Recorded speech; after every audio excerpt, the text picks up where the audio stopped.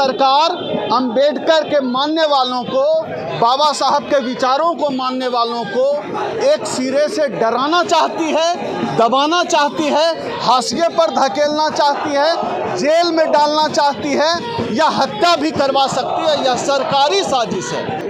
अगर डॉक्टर रतन लाल को किसी खुदाई में मिली चीज़ का अध्ययन करना पड़े तो वह किसी व्हाट्सएप यूनिवर्सिटी के लंपट के हिसाब से नहीं करेगा, बल्कि एक इतिहासकार के रूप में उन्होंने उस तथ्य की विवेचना की।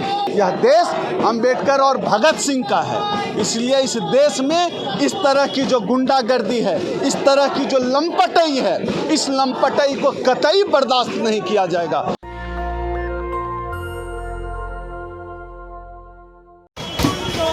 डॉक्टर रतन लाल जी की गिरफ्तारी से एक बात तो साबित हो गई कि इस देश की सरकार मुसलमानों के खिलाफ नहीं है, बल्कि इस देश की सरकार दलितों के खिलाफ है। एक और बात पूरी तरह से स्पष्ट हो गई। जिस तरह से हमारे मोदी जी कहते थे इस देश में दलितों को मत मारो, दलितों से पहले मुझे मारो, वह भी खेल जाहिर हो गया। मोदी जी असल में कहना चाहते थे इस देश में दलितों को तुम मत मारो, हम मारेंगे। और मोदी जी अपने पुलिस के माध्यम से इस तरह की कार्रवाई करके इस बात को मोदी जी ने जता दिया है कि वो किसी और से नहीं मरवाना चाहते हैं, अपनी पुलिस से इस देश के दलितों को मरवाना चाहते हैं। जिस तरह से इसको सिर्फ डॉक्टर रतन लाल जी की गिरफ्तारी के तौर पर नहीं देखना चाहिए, जिस तरह से पूरे देश में दलितों के, खास तौर पे दलित इंटेलेक्चुअल पे जिस तरह से हमला बढ़ा है, चाहे उत्तर प्रदेश में रवि जी का मामला हो, चाहे रतन लाल जी का मामला हो, या मेरे ऊपर 4 दिन पहले भोपाल में जो FIR किया गया है वो मामला हो, सारे सरकार अंबेडकर के मानने वालों को, बाबा साहब के विचारों को मानने वालों को एक सिरे से डराना चाहती है, दबाना चाहती है, हाशिए पर धकेलना चाहती है, जेल में डालना चाहती है या हत्या भी करवा सकती है। यह सरकारी साजिश है। यह जो लंपटों का गिरोह पूरे देश में हिंदुत्व के नाम पर काम करना चाहता है, मैं आप तमाम साथियों के माध्यम से उन लंपटों के गिरोह से पूछना चाहता हूं कि तुम इस देश के दलितों, पिछड़ों को भी बताते हो कि हिंदू हैं।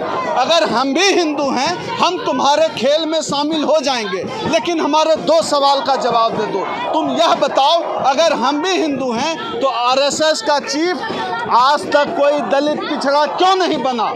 तुम यह बताओ कि अगर हम भी हिंदू हैं तो आज तक तुमने कोई कार्यक्रम क्यों नहीं चलाया, एक दलित की शादी होगी और एक ब्राह्मण की शादी होगी। तुम यह बताओ कि अगर सब हिंदू हैं तो पासवान क्या होता है, चमार क्या होता है, यादव क्या होता है, कोयरी क्या होता है, कुर्मी क्या होता है, खटीक क्या होता है, फिर ये जातियां क्या है। ये धर्म के नाम पर हम लोगों को यह जो तोड़ कर रख दिया गया है, इस खेल को इस देश का खास तौर पर जो अंबेडकरवादी है इस खेल को समझने लगा है, और इसी खेल का पर्दाफाश कहीं न कहीं डॉक्टर रतन लाल कर रहे थे। डॉक्टर रतन लाल को केवल एक टीचर के रूप में, केवल एक प्रोफेसर के रूप में नहीं देखा जाना चाहिए। डॉक्टर रतन लाल बहुजन समाज के आज के समय के सबसे बड़े विचारकों में से हैं। डॉक्टर रतन लाल एक बड़े लेखक हैं, एक बड़े चिंतक हैं, और सबसे बड़ी जो पहचान है, डॉक्टर रतन लाल एक इतिहासकार हैं। तो क्या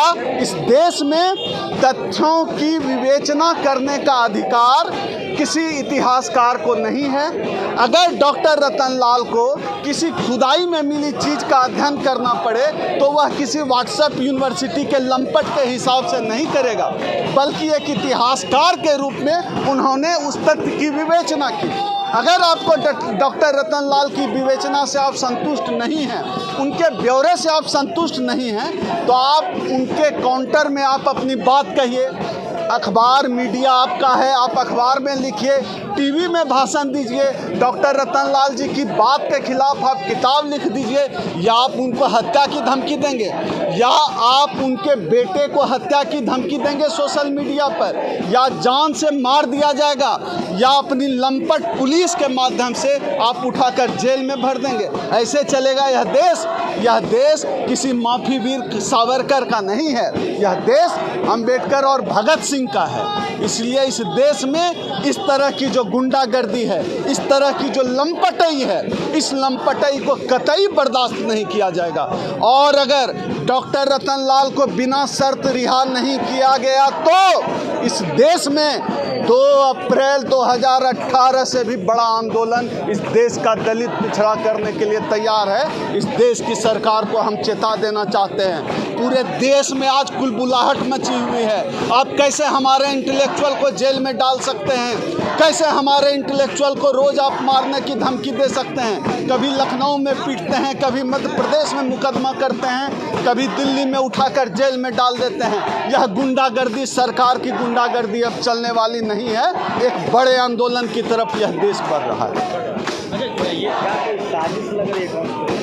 बिल्कुल, ये पूरी एक साजिश है। साजिश है कि कैसे इस देश में मनुस्मृति को लागू करने से रोका जाए। यह साजिश है कि कैसे इस देश के दलितों के गले में फिर से हड़िया लटकाया जाए, कैसे इस देश के दलितों के कमर में फिर से झाड़ू लटका दिया जाए, कैसे इस देश के दलित जो अब शरीर पर कोट पैंट पहनने लगे हैं उनके शरीर से कपड़ा नोच दिया जाए, कैसे इस देश के दलित जो आरक्षण की वजह से, बाबा साहब के संविधान की वजह से पढ़ लिख गए, अच्छा खाना खा रहे हैं, कैसे उनके मुंह से निवाला छीन लिया जाए। इस बात की साजिश इस देश में चल रही है। इस देश में मनुस्मृति लागू करने के लिए तमाम साजिशें इस देश की सरकार कर रही है और उस साजिश का पर्दाफाश भी हो रहा है।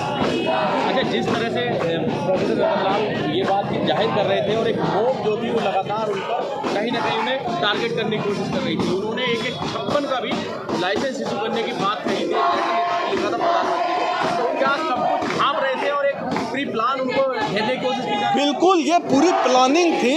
और जो डॉक्टर रतनलाल जी ने जो लाइसेंस का आग्रह किया, बिल्कुल सही किया। यह इस देश में दलितों को लाइसेंस बांटने का मॉडल वो लोहिया मॉडल है। इस देश में लोहिया मॉडल की ज़रूरत है। अब हम लोग कर्पूरी मॉडल की ज़रूरत है। कर्पूरी साहब ने दलितों को एक मुफ्त लाइसेंस बांटा था बंदूक का। हम लोगों को भी अब बंदूक का लाइसेंस चाहिए। इस देश का दलित अपने संवैधानिक अधिकार के लिए हमको भी लाइसेंस चाहिए।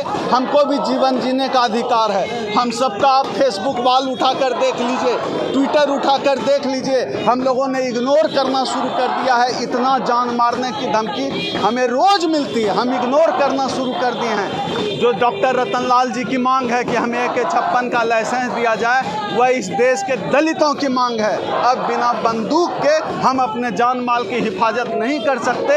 अगर इस देश में अपनी जान की कीमत, अपनी जान बचाना अगर कोई गुनाह नहीं हो तो इनका बाप जो है मोहन भागवत अभी बैठा हुआ है ऊपर, उनको पता है कि जब तक उनका बाप भागवत वहाँ बैठा हुआ है, ये संविधान जला दें या झंडा जला दें, कोई असर नहीं हुआ है। इन्होंने कब देश की इज्जत की थी? कब इन्होंने भारत को राष्ट्र के रूप में स्वीकार किया था? तिरंगा लहराने में तो इनको 100 बरस लग गया। और ये देश की बात क्या करेंगे? यह संविधान की बात क्या करेंगे? ये तो अंग्रेज़ों से माफ़ी मांगने वाले लोग हैं। ये देश विरोधी लोग हैं, ये राष्ट्र विरोधी लोग हैं। न झंडे का सम्मान कर सकते हैं, न इस देश के जनता का सम्मान कर सकते हैं, न लोकतंत्र का सम्मान कर सकते हैं। ये सिर्फ और सिर्फ संविधान विरोधी काम कर सकते हैं। और इनका जो एकमात्र एजेंडा है कि देश में किसी भी हाल में मनुस्मृति लागू कर देना है, इसके लिए इन्होंने पूरी जान लगा दी है कि देश में मनुस्मृति ये लागू करके रहेंगे। सर, ढोल गवार पशुनारी ये सब कानून के अधिकारी आज भी पढ़ाया जा रहा है। आज भी खुलेआम टीचरों को कहा जाता है इसको पढ़ाया जाए, इन पे FIR नहीं? बिल्कुल नहीं होगा। मैंने जैसा कि अभी कहा है, यह देश अब मनुस्मृति से चल रहा है। आप बताइए, एक दलित अपनी आवाज़ उठा रहा है, जेल में डाल दे रहे हैं। पीट दे रहे हैं, अब कैसा मनुस्मृति है? मुझे तो लगता है कि वह जो पहले जो मनुस्मृति का दौर रहा होगा वह इतना खतरनाक दौर नहीं रहा होगा। उस समय भी पढ़ने पे कान में पिघला हुआ शीशा डाल देते थे। आज भी रोहित वेमुला को आत्महत्या करनी पड़ती है, आज भी मुत्थू को आत्महत्या करनी पड़ती है, आज भी पायल तड़वी को आत्महत्या करनी पड़ती है। मुझे तो लगता है कि जब वह दौर रहा होगा तब किसी को मूंछ रखने पर उसकी पिटाई नहीं होती होगी, घोड़ी चढ़ने पर नहीं रोका जाता होगा। आज का दौर ज़्यादा खतरनाक हो गया है। मनुस्मृति 2014 के बाद से अघोषित और घोषित रूप से लागू हो चुका है। तो पुलिस की इतनी बड़ी हिम्मत नहीं कि वो डॉक्टर रतन लाल को गिरफ्तार कर ले और कहीं से वो आ रही है। नहीं, ये पूरा तो आरएसएस का खेल है और पुलिस आरएसएस के इशारे पर चलती है। पुलिस आरएसएस के इशारे पर चल रही है। आरएसएस का जो एजेंडा है मनुस्मृति लागू करने का, दलितों के गले में हरिया कमर में झाड़ू लटकाने का, डॉक्टर रतन लाल जैसे बौद्धिक लोग, इंटेलेक्चुअल लोग आरएसएस की उस साजिश के खिलाफ हैं, उसके खिलाफ लोगों को अवेयर करने का काम कर रहे थे, वो बाधक थे। इसीलिए रतन लाल जी को उठाकर अंदर किया गया है।